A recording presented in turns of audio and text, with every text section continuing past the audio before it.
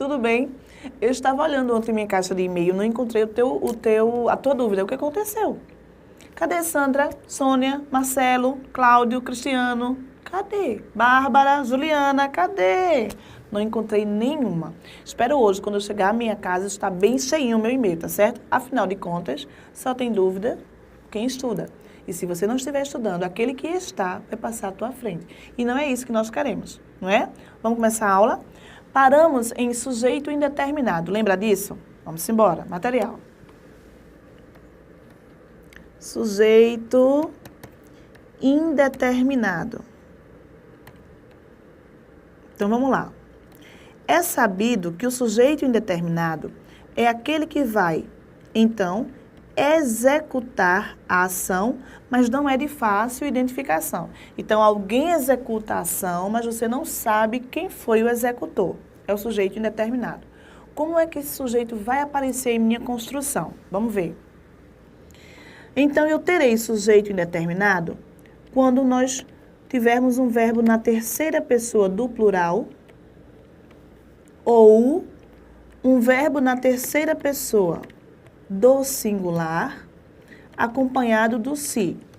Presta muita atenção neste se, uma vez que agora eu não tenho mais a partícula passivadora, e sim o índice de indeterminação do sujeito. Outro detalhe muito importante, este se, enquanto índice de indeterminação do sujeito, apresentará uma preposição. Não quer dizer que quando você vir um se é índice por causa da preposição. Não é bem assim, não. Provavelmente será um se, índice de determinação do sujeito, tá certo? Agora, só não será uma partícula passivadora. Por que isso? Se você tem a preposição, vamos repetir, não existe sujeito preposicionado. Então, não há como esse se ser uma partícula passivadora, tá certo? Vamos embora, continuando. Muito cuidado com este verbo na terceira pessoa do plural. Por que isso? Se eu disser assim, por exemplo, alugam-se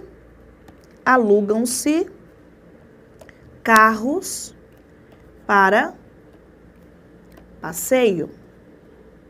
O que é que vai acontecer? O verbo aqui está na terceira pessoa do plural. Esta construção já diz a você que este se não pode ser o índice de indeterminação do sujeito. Não pode. Por que isso? O verbo está no plural, não é assim? Agora vem a pergunta. O verbo está no plural por quê? Porque carros é o nosso sujeito. Rege, então, a nossa regra que o verbo tem que concordar com o sujeito em número e em pessoa. Na verdade, eu digo isso, olha só. Carros, olha a troca do se, são alugados para passeio, tá certo? Cuidado com isso. Outro detalhe, presta bem atenção. Existe uma dica que vai facilitar o seu entendimento enquanto sujeito indeterminado na terceira pessoa do plural. Quando eu digo a vocês assim, bateram na porta. Se este verbo que aqui está, aceitar eles, o sujeito é indeterminado. Percebam, eles bateram na porta, aceitou, não foi? Então, o sujeito será indeterminado. Tá certo? Aí vem a pergunta, então, de Rafael, indeterminado. Rafael me pergunta assim, indeterminado? Aí Rafael me pergunta assim, mas professora, me diga uma coisa, se o eles apareceu, não pode ser um sujeito oculto, não? Não. Sujeito oculto vai até a segunda pessoa do plural, melhor dizendo. Terceira pessoa do plural, sujeito indeterminado. Não esquece isso. O sujeito oculto vai até a segunda pessoa. Terceira, o sujeito já é indeterminado. Tá bom? Vamos continuar? Material. Sujeito inexistente. O sujeito, então, é chamado de inexistente quando o verbo diz que não quer sujeito, não é? Esse verbo, então, será chamado de verbo impessoal. Agora, presta bem atenção. Sendo o verbo impessoal, não pode receber flexão. Tem que vir na terceira pessoa do singular. Enquanto classificação, eu terei aí uma oração sem sujeito. Olha só, vem para mim um tico. Presta bem atenção. Quando você tem a oração sem sujeito, você, então, só terá da estrutura oracional o verbo e o complemento. Lembra disso, o sujeito não existe.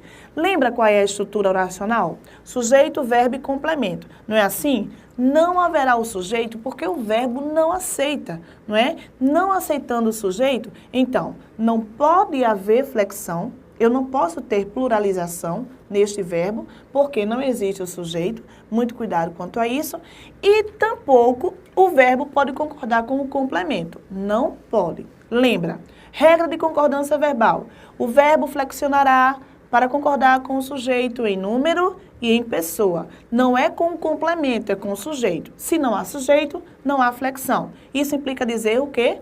O verbo aí é impessoal e só pode ser usado na terceira pessoa do singular. Cuidado com isso aí. Material, vamos ver.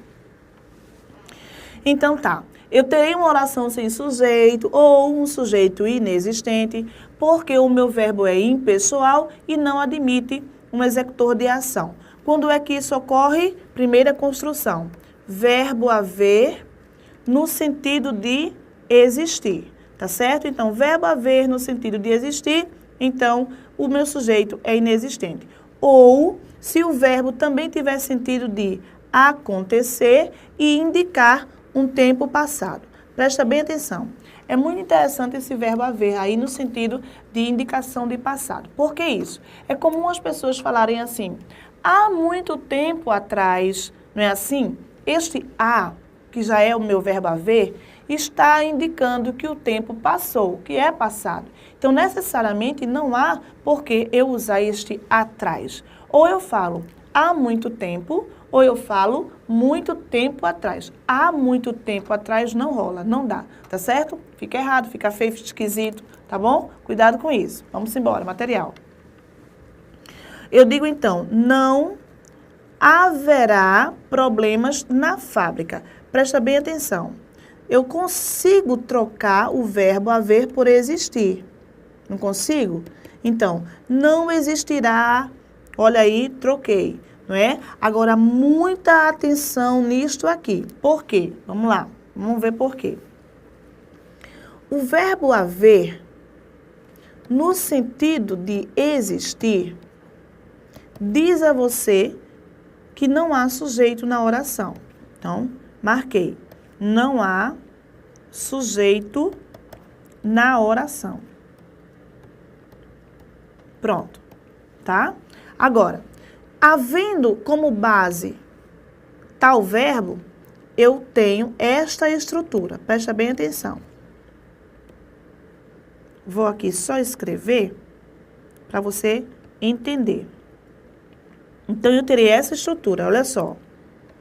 Não terei o sujeito, mas terei o complemento, o verbo e o complemento. Isso aqui quer dizer que eu tenho o predicado. Tá certo? O verbo, então, aqui é o verbo haver. Então, eu digo isso assim, olha só. Havia, deixa eu só colocar uma letrinha maiúscula aqui, que é início de oração. Então, havia pessoas naquela festa.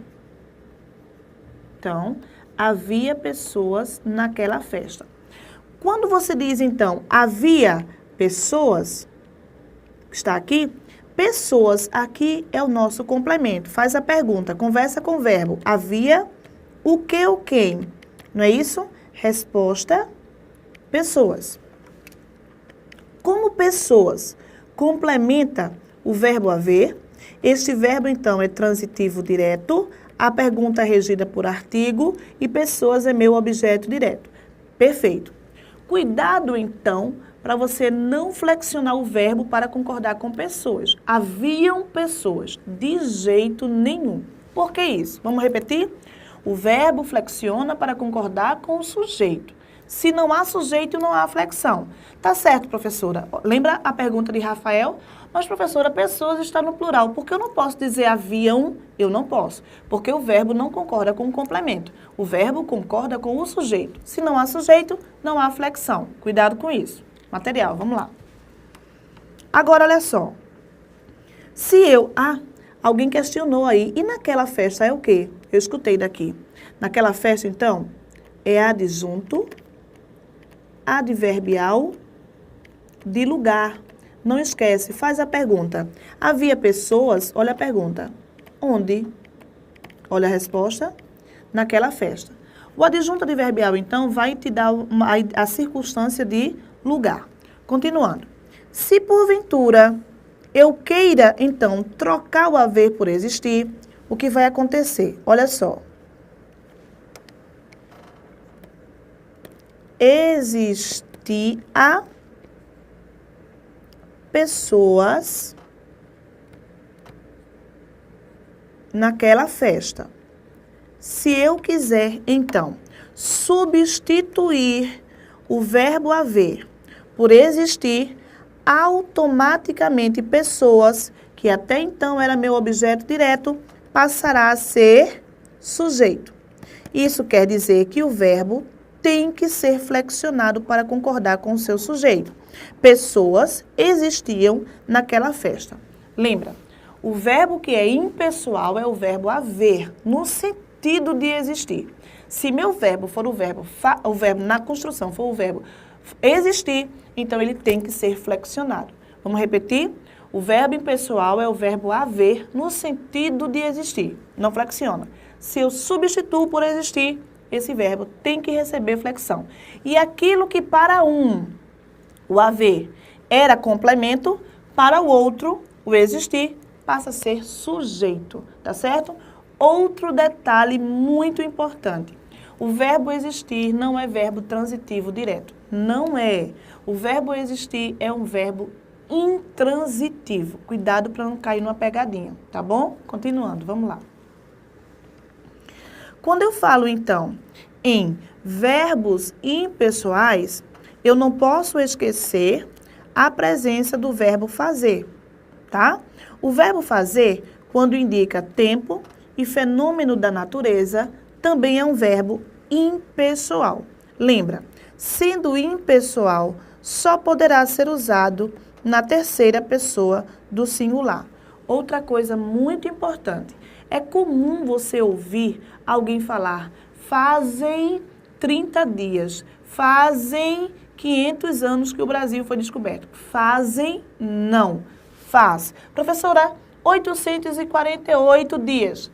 Faz. 15 dias. Faz. Não flexiona. Vou repetir. O verbo flexiona para concordar com o sujeito. Se não há sujeito, não há flexão. Tá certo? Cuidado com isso. Vamos embora. Material.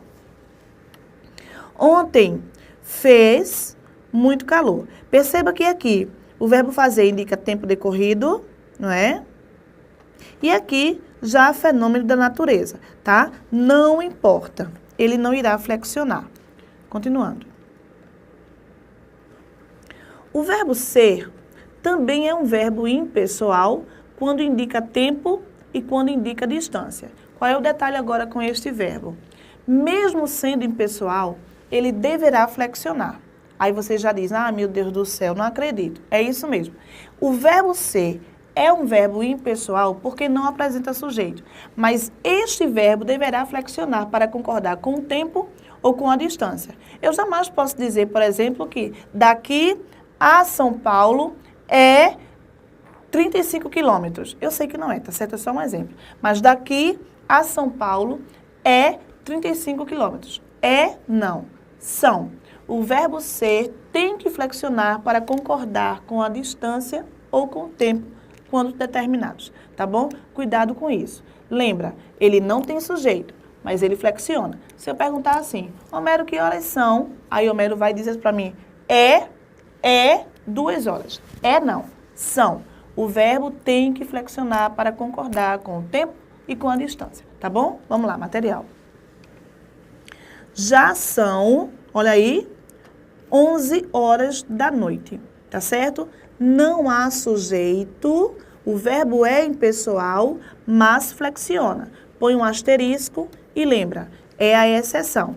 Daqui ao centro são 10 quilômetros. Mais uma vez a flexão para concordar então com a distância que foi estabelecida, tá? Não esquece isto. Continuando. Qualquer verbo que indique fenômeno da natureza, detalhe, detalhe, detalhe. Qual? Tem que ser um verbo indicando fenômeno da natureza, mas no seu sentido real, tá? No sentido real, então esse verbo não vai flexionar.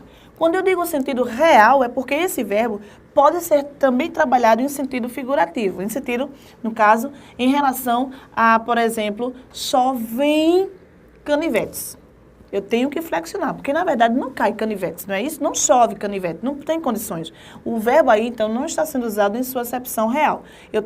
Está sendo utilizado na sua acepção figurativa. Então, eu preciso observar isso aí. É sentido real? Então, não flexiona. Não sendo o sentido real, conotativo, então eu vou flexionar dependendo do sujeito, né? Choverão pétalas de rosas. Olha só, choverão pétalas de rosas. Por que plural? Porque pétalas é o meu sujeito. Cuidado com isso. Material, vamos ver. Então, verbos que indiquem fenômenos da natureza, como ventar, chover, nevar, trovejar, desde que estejam em seu sentido real. Vamos marcar. Sentido real, tá certo? Então, eu tenho, choveu demais ontem à noite, olha aí, sentido real, né? Nevou bastante no sul do país, sentido real, tudo bem, não flexiona. Mas agora, preste atenção, choveram pétalas de rosas, olha aí. O verbo agora está no plural, porque pétalas é o meu sujeito. O verbo concorda com o sujeito em número e em pessoa. Agora, presta bem atenção. Deixa eu só dizer uma coisinha a mais. Quando eu falo em verbo, eu também posso falar em locução verbal. Tá certo? Então, o que vai acontecer? Presta bem atenção. Verbo haver, verbo fazer, são verbos que podem vir em forma de locução verbal, tá? Então, o que vai acontecer? A sequência é a mesma. Locução verbal vai pedir um verbo auxiliar, acompanhado de um verbo principal, e este verbo principal será o verbo haver e o verbo fazer. O que acontece? Presta bem atenção. Eu sei que o verbo haver, quando indica, então, tempo decorrido, não é, meteorológico, esse verbo não vai flexionar. Eu também sei que o verbo haver, no sentido de existir, não vai flexionar. Um detalhe, quando eu, então, trabalho a expressão no sentido de existir, é porque o verbo haver também pode vir em outro sentido que pode receber flexão, que é no sentido de ter, tá certo? Por exemplo, vem cá, material. Olha só. Haviam falado sobre você. Haviam falado sobre você. Percebam que aqui eu tenho uma locução. O primeiro verbo, que é o verbo haver, está flexionado. Por quê? Porque aqui eu posso, numa boa, substituir por ter. Tinham falado. Vamos marcar? Colocar de azul aqui, ó. Olha só. Tinham falado sobre você. Então, verbo haver no sentido de ter, recebe flexão sim. Agora eu pergunto, eu sei quem falou? Sei? Não. Recebe eles? Olha, eles haviam falado, recebe. Isso quer dizer então que meu sujeito é um sujeito indeterminado. Perfeito. Não é? Então vamos lá, continuando. Quando o verbo, então, haver no sentido de existir, bem como o verbo fazer, indicando tempo, né, que seja meteorológico ou então indicação de tempo decorrido, estes verbos são impessoais, nós já sabemos. O que vai acontecer? Se estes verbos vierem em forma de locução, a impessoalidade deles automaticamente passará para o verbo auxiliar. Percebam, deixa eu só trocar a cor da caneta. Olha só. Deve fazer dias que Homero não dorme. Tá aqui. Deve fazer dias que Homero não dorme. Percebam que aqui eu tenho uma locução. O primeiro verbo é o verbo auxiliar, o segundo é o verbo principal. Aqui é meu tempo decorrido, então o verbo principal é impessoal. Tá certo? O que aconteceu aqui então? A impessoalidade do verbo principal automaticamente é recebida pelo auxiliar. O que isso quer dizer? Se eu não flexiono um, eu não posso flexionar o outro, tá certo? Continua sendo sujeito inexistente. Mas aí o detalhe, vamos lá, material.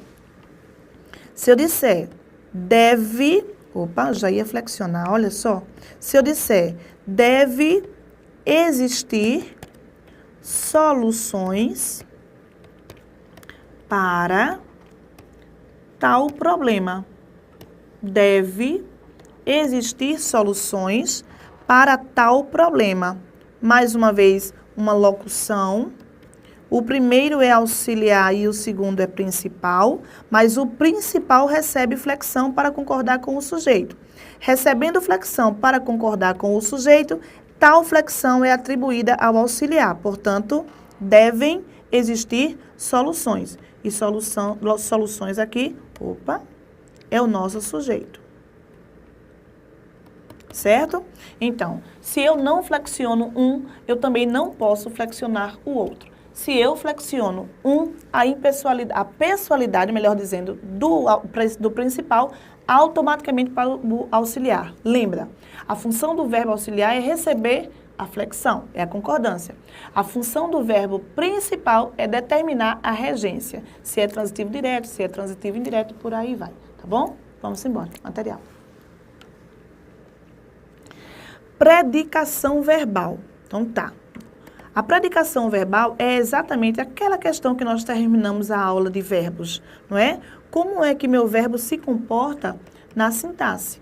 Então, predicação verbal é a mesma coisa que regência, vocês sabiam? Olha só, presta bem atenção. Quando eu vou fazer uma prova, e essa prova me traz uma questão de regência, aí você se apavora logo, né? Mas não se aveste não. Por que isso? A regência nada mais é do que a predicação verbal. Veja, você aprende regência já na sintaxe de termos. Então, se você sabe classificar corretamente um verbo, de acordo com a sua predicação, você já sabe regência. Perceberam? Então, vamos lá. Vamos material. Vamos ver. Verbo intransitivo é aquele que, olha só, eu vou repetir, esta construção aqui é uma construção genérica, tá? Eu coloquei essa construção porque em toda a gramática que você estudar vai existir essa definição. Então, vamos ver. Verbo intransitivo é aquele que, por ter sentido completo, não exige complemento algum. Então, vamos lá. Eu vou puxar uma setinha e vou escrever isso, olha só. Nem sempre. Tá certo? Então, como você está estudando para concursos públicos, essa ideia de que verbo intransitivo é aquele que possui o sentido completo tem que ser, vamos dizer assim, não apagada, mas vamos dizer assim, temporariamente esquecida. Por que isso? Preste atenção. O verbo é chamado de intransitivo quando o seu complemento é um adjunto adverbial, seja de tempo, de modo ou de lugar. Tá certo?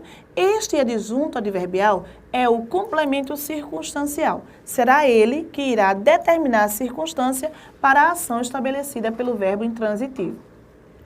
Independente de ter sentido completo ou não, este verbo trará, então, um complemento circunstancial. Isso tanto é provado que na regência, por exemplo, quando eu digo verbo assistir no sentido de morar, aí ele diz, é intransitivo e pede complemento regido pela preposição em. Aí você para e pensa, como é que ele é intransitivo e pede complemento regido pela preposição em? Perceberam? Então, se ele pede complemento, na verdade aí, este complemento não é aquele verbal, e sim o circunstancial.